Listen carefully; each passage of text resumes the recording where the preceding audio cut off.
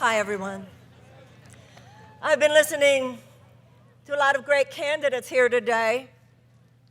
I don't think of myself as running against anyone. I think of myself as running with a lot of really great people.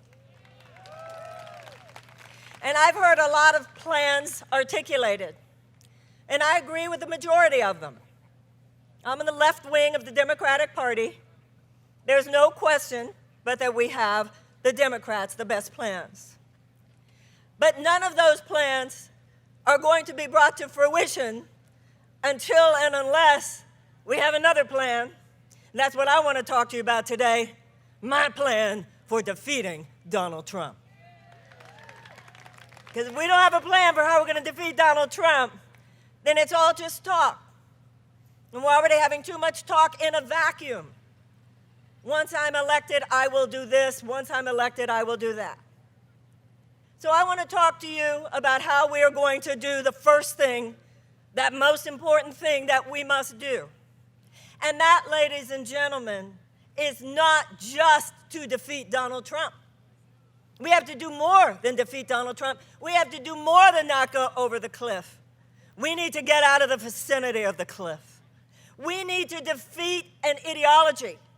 We need to so inspire a new chapter for the Democratic Party and for the United States of America that they can't come back in 22 or 24. So we have to think big. Think big with me. I don't know who we're talking to when we go on and on about how bad Donald Trump is. Because if you're talking about people who cannot stand the agenda of Donald Trump, I think it's fair to assume they're voting for the Democrat. And people who are so excited about Donald Trump are going to vote for Donald Trump. They're going to vote for Donald Trump. The point is, ladies and gentlemen, is that if we have one group that's just so angry at him, they'll vote for any Democrat, and then we put that up against one group that's so excited that no matter who else is running, they're going to vote for Donald Trump, that's way too close for comfort. What we have to do is talk to all those millions of people who did not vote. What we have to do is talk to all those way too many people who voted third party. And we need to talk, and please hear me here, to what I believe are millions of people who, yes, they voted for Donald Trump, but they are disturbed. But I'll tell you something, if all we do is talk about how bad Donald Trump is, we are shaming them, we are making them wrong, and we will not make them inspired to vote for us. We have to have a new chapter in the Democratic Party, which is way wider, which is speaking to something much deeper than I'm a Democrat and you're a Republican. We need to speak to the heart of the matter. We need to speak to those values about which all of us care, not because we're Democrat or Republican, but because we are American. We have to transform this country, not just change policies. If all you do is change presidents, they'll come back in 22. They'll come back in 24. If all we do is change policies, then the next president will simply take away the good ones that we got in place. This country needs to transform, and this country needs a president, and this president should emerge from a party that is ready to go deeper, go soulful, get real, do some truth-telling, talk not just the truth. Every Democrat running is talking the truth, but ladies and gentlemen, we need to do more than just talk the truth. We need to say the whole truth and nothing but the truth. And if we talk the whole truth and nothing but the truth, America has some painful truths to look at. America has to look at how many ways we are not behaving like the country that we purport to be. All the ways in which we are not aligned with the principles on which we claim to stand. In a country where the government at this point does more to advocate for those who are already rich so that they can get richer, and to advocate less for those who can hardly make it at all. We're not even behaving like a democracy. We are behaving like the aristocracy we repudiated in 1776, and we need to repudiate it again. And we need to face how much unnecessary human suffering has resulted from this.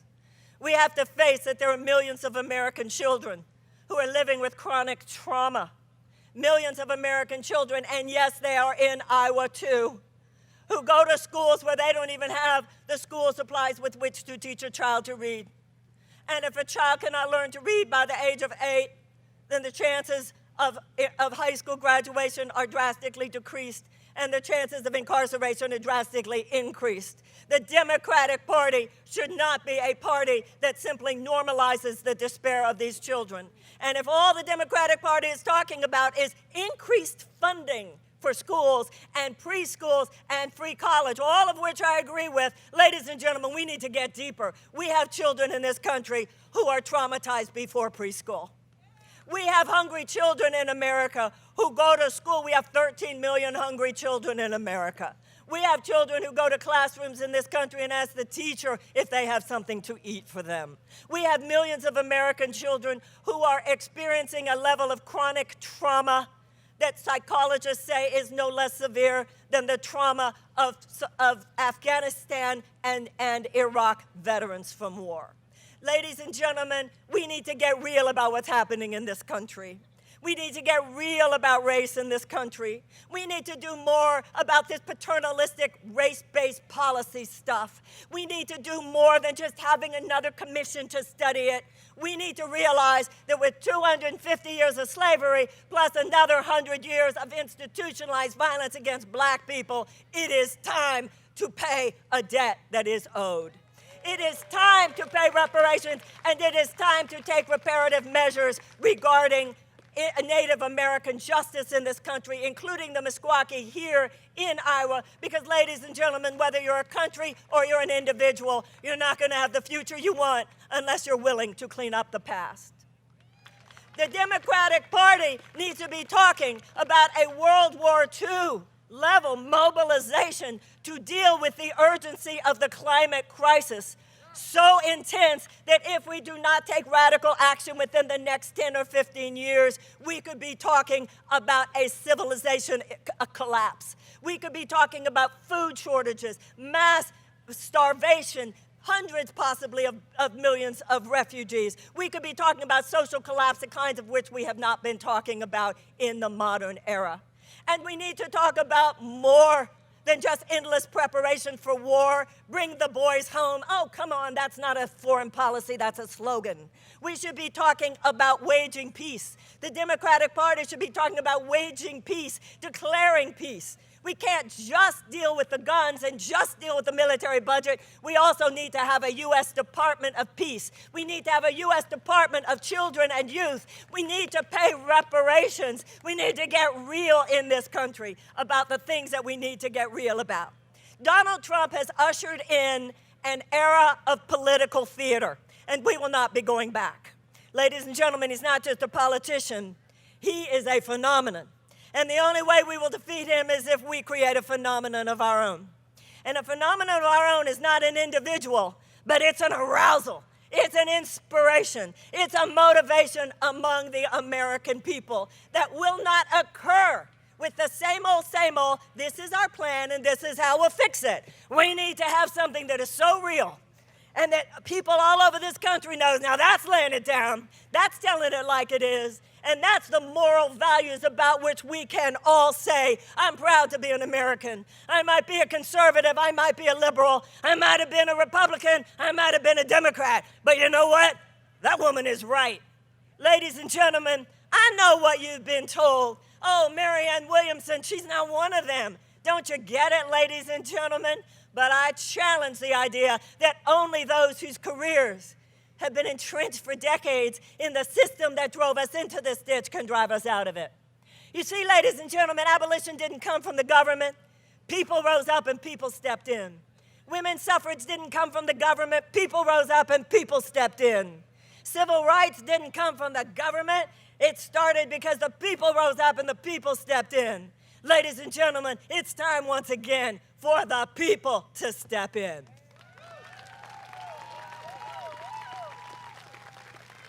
So next time, I hope you'll look at my website, Marianne2020.com, And I hope you will at least consider deep in your heart, next time somebody says, but she could never win, you might want to think of saying, actually, she might be the only one who can. Thank you very, very, very much. Not the only one, because we'll make sure the Democrat wins, but I got something going on with my conversation. I appreciate it. God bless you.